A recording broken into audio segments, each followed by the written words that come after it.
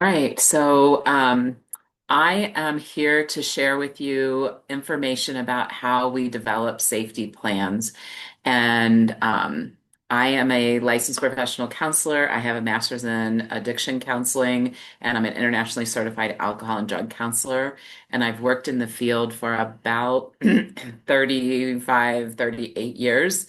And the hope for this is that we have a conversation about what's the difference between slapping something on a piece of paper, risk management process, versus what's really effective, which is conversations. I also want to share that everyone at every level of competency or credential or certification or licensure has the ability to have very effective conversations with the people that they're serving. So I'm going to try and give some examples of, I don't really know, I've never been to a formal class, all the way to I've got my master's degree plus. So hopefully this is helpful for everyone. I don't have any disclosures to acknowledge. And the objectives for this is to identify what really is a safety plan and learn some effective components of those safety plans. I always like to do the reminder that we should be doing person first language, trying to understand that this is addiction, and it's a chronic disease model, and that with the longer we keep people in care, the better off they're going to be. Um, so if you haven't, look at that and remember that words are very important, and these are in my slideshow. So I've got some really weird little box here that I got to get rid of. Okay, it's out of the way. I don't know if you guys see that little box or not. So what really is a safety plan?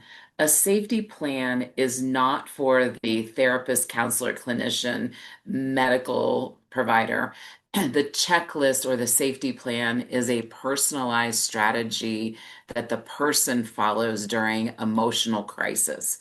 It is a problem-solving tool that you're going to utilize that is the person's tool, not the system, not a checklist that you throw into a chart to do risk management and say, well, if I ever get called to court, I had one of these in the chart. That's not what we're talking about. We're talking about collaboratively developing a strategy so that that person can manage their own acute risks during that time frame. So, what are the key elements? It is the key element is to figure out how you can create a plan that will help the person adhere to the plan. You're going to emphasize what skills they have, what skills you need to train them for, so that they can utilize something that works for them, not one size fits all of like, pick the phone up and call. Don't get in risky situations. Take your medicine. Those are all possibly good things, but it might not work for the person that's in an emotional crisis. Also, prioritizing that this is self-management, um, and it's self-management using all the other skills. And the other part to a good, effective safety plan is it is easy for them to access in the time of crisis.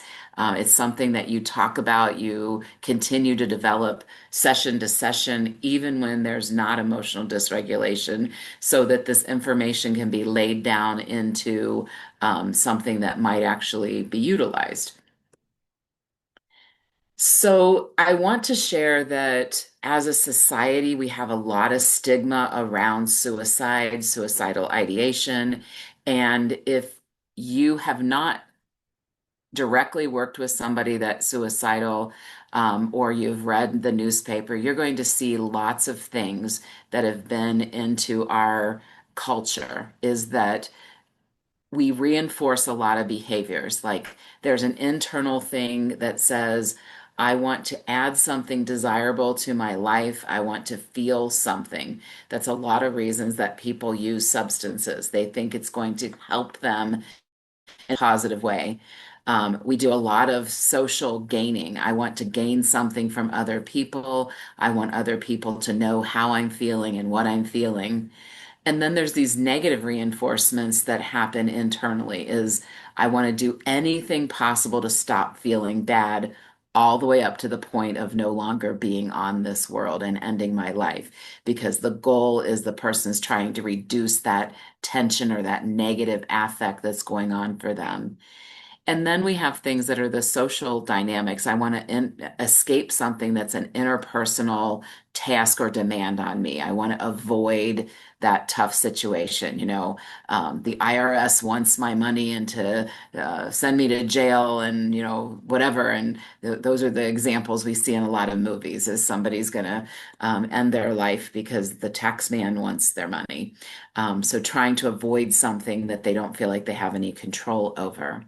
So, knowing all these different factors, we have to figure out how we, as providers, we as human beings, react to those distressors that are happening in the other person that we're working with. And here's the common reactions for any of us. Part of the time, we are going to be fearful. As soon as the word, I feel suicidal, I've had lots of suicidal thoughts, I've had suicide attempts in the past, we as a provider can become fearful because we might feel helpless to know what to do. We might feel limited resources, and we might have our own hopelessness of like, oh no, you've chronically been in this state. I don't know what to do. The other thing that sometimes happens is as a provider, we get anxious. And anxiety in a provider turns into two things. We either get overprotective and we want to figure out what we are going to do for that person, or we get underprotected and we're like, I'm going to refer you to somebody else, or we're not going to talk about that topic because I don't know what to do about it. I don't know how to help you. My own anxiety gets in the way.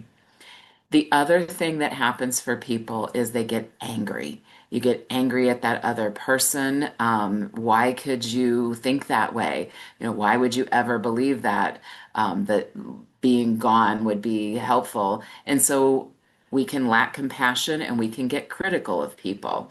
So you have to check yourself and work with your supervisor, journal, look at your own core values so that you can then come to a conversation with somebody that is in that hopeless state and thinking and maybe acting on a plan for completing suicide on how you're going to interact.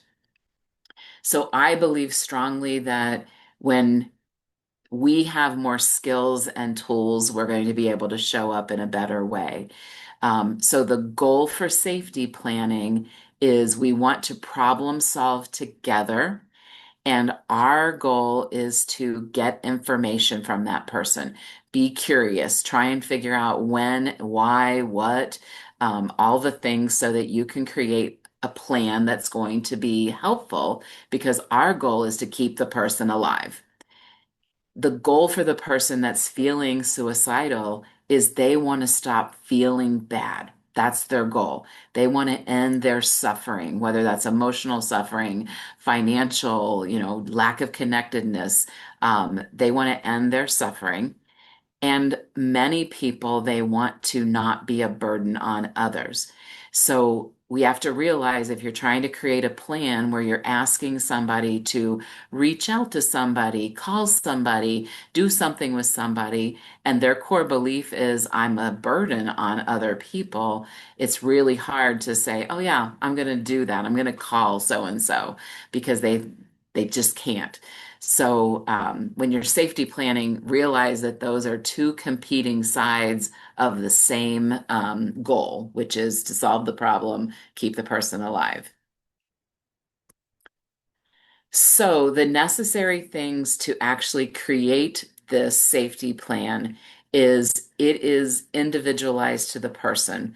You are not asking the person to develop this by themselves, and you don't have a canned template or something that's already filled out that you hand to them and say, here's your safety plan, put your name at the top of it and sign the bottom, and I'm going to put it in your chart so that if anything happens bad, we don't have to get a lawsuit against us.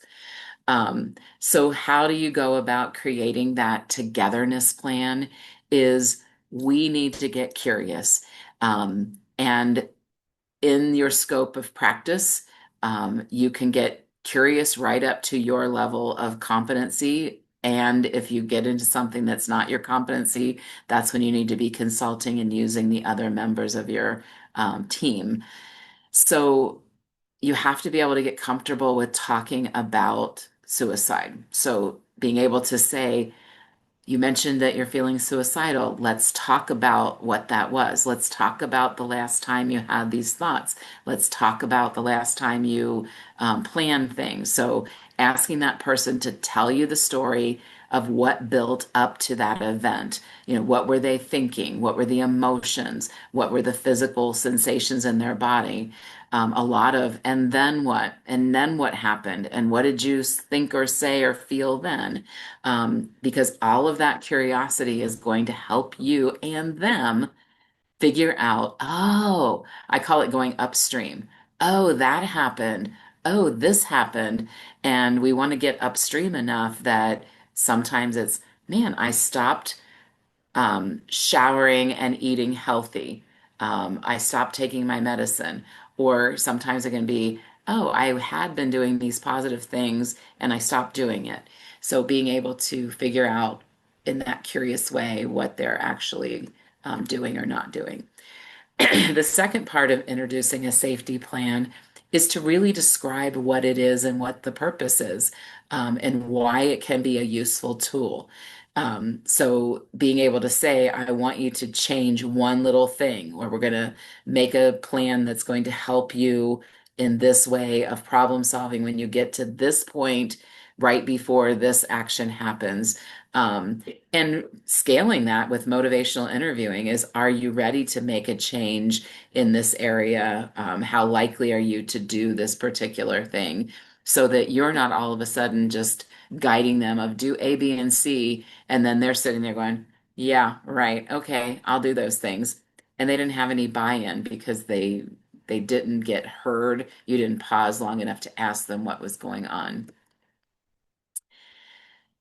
Things that may seem simple, but this is a handwritten process.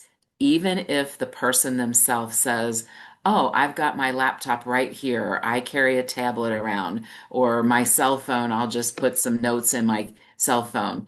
There's something about writing in our own handwriting, seeing that it's creates a process where they actually absorb it better. When I and my clinicians all have these little pieces of index paper, they don't even have any lines on them because you hand it to somebody and one person likes to put it this way and the other person likes to put it this way. So giving them something that is small, asking them to handwrite it, and then asking that scaling question when you get through with creating a safety plan of how likely is it that you're going to put this in your pocket and use it, or have it on your desk, or by your bathroom sink, or you keep it in your car, whatever, so that their plan becomes very personalized. So, what are the safety plan components? And we'll go a little deeper into these, but we're going to have parts of it that are talking about their triggers or their warning signs. And that's why you had that big curiosity conversation, is what was the mood, the behavior, the thoughts. There's going to be the distraction strategies or the coping skills, things that they can do when they're addressing that. You know, these might be relaxation. I'm going to do breathing, or I'm going to do a physical activity of meditation, or I'm going to go for a walk, or pet my dog. There's so many things that are strategies to be able to use. There's a component around social settings. Where are they going to do these distraction techniques? Sometimes people get overwhelmed when they're in a big crowd and they need quiet. Other times people have isolated and they need to get out in the world.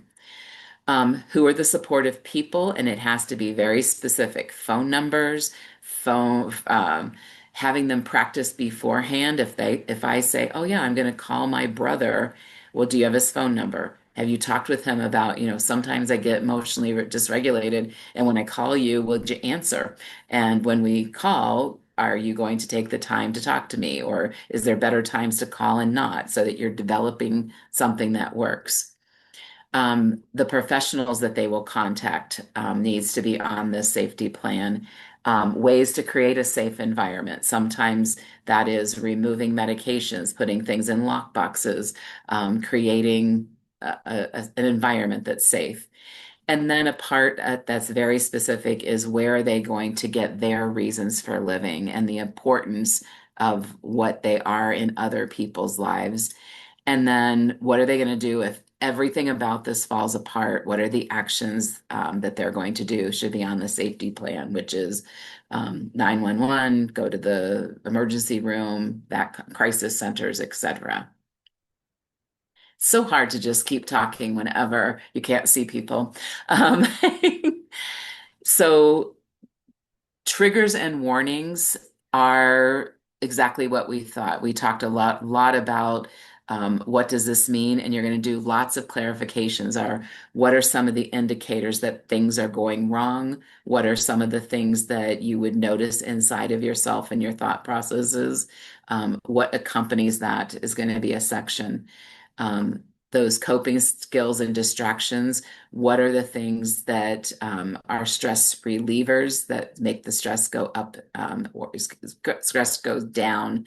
What are the things that they find is useful and helpful? And spending some sessions on really exploration.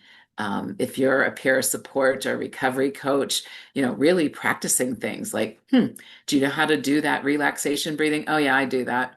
Well, let's do it right now, even when we're not stressed, because a lot of times people are like, oh, yeah, I know how to do it, and they don't. Practice listening to different genres of music and saying, is there anything that changes your mood about this? So being able to ask people as part of it, what is working, practice it, get used to doing it again. Social settings is an extremely important part of this. When when are you feeling suicidal? Asking people not to let you isolate. What public places can you attend and be safe in that are useful to them, easy to access, that kind of thing. Supportive people can be a really challenging one because it's hard. In Alcoholics Anonymous, they're like, why does a sponsor want you to pick the phone up and call them at 9 o'clock in the morning every single day? Why do I have to call them? It's because it's a lot easier to call people when you're not distressed. Like, oh yeah, I'm having a great day. I saw a rainbow this morning, even though it was raining, it was cool. And then the next day you're like, oh yeah, everything was good, but the check engine light came on in my car. I'm a little irritated. If you've gotten to a habit of talking to someone, you know that they actually answer the phone or they call you back, it's easier to have that person really be a support than if you're listing people that have never talked to you, you don't feel comfortable calling. So practicing being involved with the supportive people is a part of the safety plan.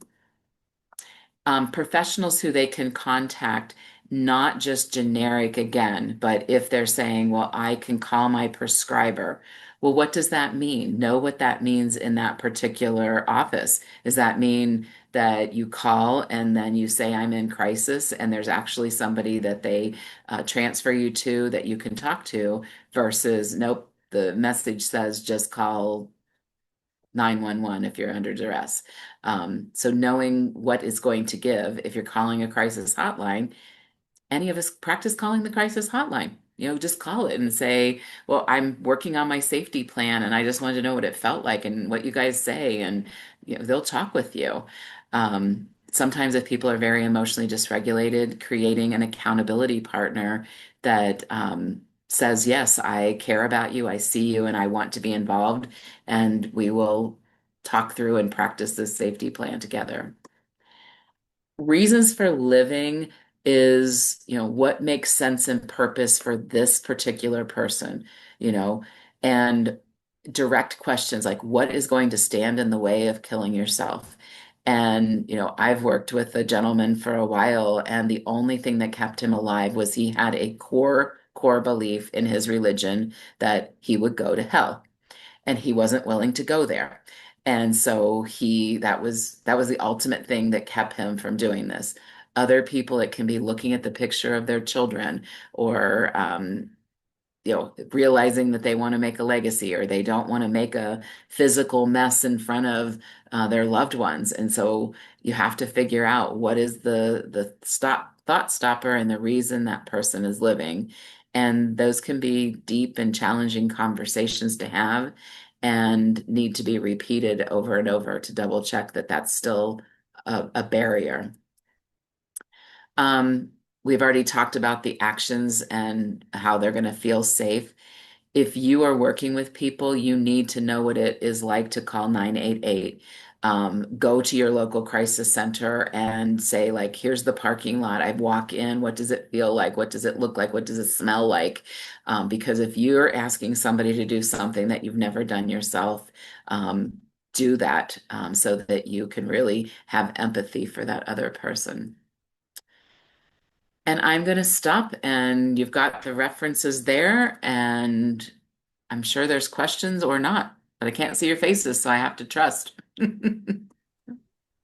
Debbie, thanks so much. You can go ahead and stop your share, and then we'll Mhm. come back together for some questions and some discussion here. So, to our audience members, you guys can come off of mute. You can put your questions or comments into the chat. But is there anybody who would like to start?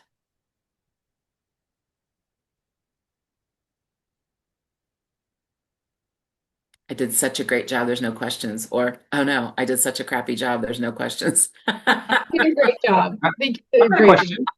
job. Okay. First of all, you did a great job. I thought it was a great presentation, and I love that you started with the emphasis on person first language. I think it's always important to revisit.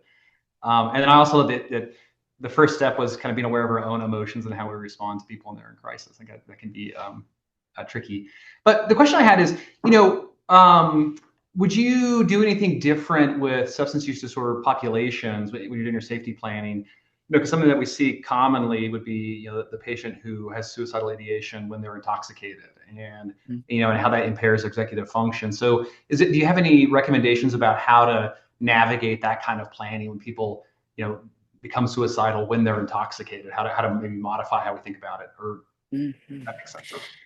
Yeah, so one of the things I think about is I always put in harm reduction aspect to their safety plan, and it could look like so you've shared that you're never suicidal unless you're using.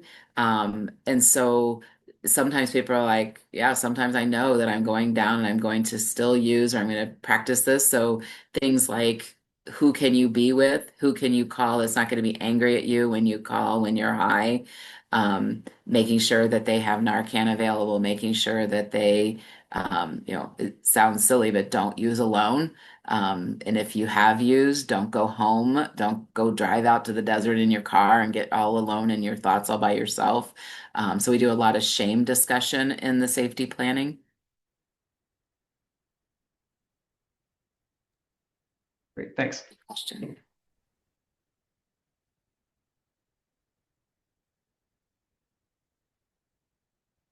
So Debbie, I was just, oh, sorry, go ahead, Natalia. I was thinking about the little index card, which I really like, something that is pocket size that we can carry around all the time. So I think that's brilliant and a really good tip. Instead of those really great worksheets, lines, everything, it's wonderful as a start, but not as practical, I think, for a lot of our clients. So on that, how do you have them structure that, or what does that look like for you as far as the mainstays or the staples that need to be on that index card? Right. So I always start with what are their triggers and warnings? So I can get all up in my head. I get anxious, and then all of a sudden I feel like I can't get everything done because I'm supposed to do this for my PO and this for my kids and this for my work. And so I ask them, what happens when you start ramping up? My thoughts start to race. I find that I stop eating breakfast and lunch. So you have them describe what their warnings are. And then the next part is beginning the safety plan. So, is there things when you start to notice that your thoughts are racing? Oh, yeah, one of my effective coping mechanisms is I start to make a to-do list. I'm like, okay, I got to do these things. So I get them out of my head and I write them on a list. So one of your effective things is writing a list. Is there anything else that you do? And maybe we've talked about, before you talk to your PO or when you start thinking about that, it makes you anxious. So I'm going to use my breathing that I've done. I'm going to maybe write on here that I am successful, like some positive affirmation things, if that's a coping strategy. And then we go into the next part of what's the environment that you're in? When you start to feel this way, do you need to reach out to somebody? Do you need to have some quiet time to make that list and then you engage in a physical activity? So I ask them to put, what are you going to do? And then the next part is who are the people? So very specifically of, man, when my thoughts start racing and my list making and my breathing's not working, and all of a sudden I start thinking, you're a terrible mom and you're on probation anyhow, maybe I can just go get high, or it'd be better off if I weren't on this world. But I have this really good friend, Natalia, and she says that she'll answer the phone. Well, have you ever talked to her? No, I haven't talked to her in like 6 weeks. Well, she might not be the greatest one right now, but what if you called her today and so we go into who are the people, and you've got Natalia's phone number and you talk to Natalia and you know that she'll answer her cell phone, or she has kids of her own, but she watches text. And if I text and say, hey, I need 5 of your minutes, that's our clue that, hey, I've got 5 minutes for you. I'll call. So those are as detailed as we get on that. And then I also, at the very end, have them write down, where could they go if this falls apart? What's their local crisis center? Um, who do they call as far as the therapist? And then put in the standard 988, 911 information. And I like for it to get messy. I have a couple of clients that they carry it and it's like a little bent, and you can tell that they've written in different things. And when it starts to get where they are like, oh, I crossed that out because Natalia wasn't really available because she's busy, but she cares about me. Oh, I'm going to start calling Caitlin now because Caitlin has been at meetings with me and she's also been, having this, and she's taught me some things. So that's how I use these. Awesome. No, I think that's perfect. I love the index card. So thank you. Chloe, I know you had a question. Do you want to go next? Yeah, so I appreciated that you said that everyone at every level can make effective plans with people. Mhm. What would you say to some of the newer people that are starting out that might not be in the field for the last 40 years? How to get more comfortable having these like difficult and sometimes scary conversations? hmm So I'm a huge believer in first have the conversation in a mock way. I believe everybody needs to have a supervisor or a colleague or a peer that is their coach, their champion, their mentor. So if I was new in the field, um, who else in my agency is a little new, but they, they're newer than I am, or they've got just a tiny bit more experience, and being able to be vulnerable and be like, hey, Caitlin, can you and I kind of talk through? Can you pretend to be the kind of client like that one that we just saw last week? Because I'm anxious, I'm worried, and start to practice and role model. Um, the other part is really being aware of, are you comfortable? What's your core belief? Are you like, I can't imagine ever myself getting to that point. So I don't get it. So you might need to do some more reading and reflecting. If you don't, I call it check your face. If you're like, if you don't have the ability to have that compassionate conversation, then you need to practice like what's going on. The other part is you can't break people when you just sit with them and have a hard conversation. And you can say, I'm not sure exactly all the answers, but I want you to know in this moment right now, I'm not going to leave you without a plan. And sometimes that plan might be together, we both need to call our supervisor, or we're going to get you to the crisis center, but just begin to practice it. And the other part is, I don't know a human being that I've ever talked to that has not had a suicidal thought or a hopelessness thought. Also, there's been many people that look like they got their act together and present really well. And if you have a conversation like, yeah, I've had suicidal thoughts, I've even like planned some things out. So maybe even with colleagues, having conversations about, what else can I do? Is my face being empathetic? Am I using judgmental language? and then talk about it afterwards. Like, how did you think it went? I'll ask the question to you, Caitlin. Is there anything you would recommend for people that are joining the field? I can't think of anything specifically, and I was just thinking of how thorough I think you did, especially with our presentation that we had previously, and then tying this one together. I think it blends really well, excuse me. But one of the things that I really appreciated was talking about um having people do things like if you're expecting them to do it, like do it yourself. And I think that that's huge. I think that that's like one of the key components of having peer services in any establishment is if you're like, oh, like you're suicidal, it's 7 o'clock at night, like we're all kind of leaving, we're trying to go home, and they're like, oh, just to like go check yourself into St. Alphonsus. Um, but I don't know if you've ever tried to find your way around a hospital. It's not very easy. And Mhm. then like trying to pair everything else together and like turning yourself in when you're suicidal into ERs is not a very fun experience. It's very stressful. And a lot of times you are just kind of sitting in the room by yourself, waiting for the next person to come. And if you're working with someone that isn't going to be doing well in that situation, you're not going to know that knowledge unless you've done that, right? And so I think that that's a huge key component of it. And I personally think it's really fair. Like I am a big believer of if treatment places have classes or homework or whatever that they want clients to be doing to like have you also have tried to do that because I really do think that it just kind of bridges that gap and makes it easier for you to communicate. So I think you did great. I love hearing you talk. You're very entertaining. So yeah, thank you so much. Thank you. Chat. Well, Debbie, thank you so much. This was a really great presentation and it helped kind of wrap up. I know a couple weeks ago we talked about a similar topic and so kind of helped wrap everything up. So thank you so much for these great topics. Absolutely. Thank you for having me.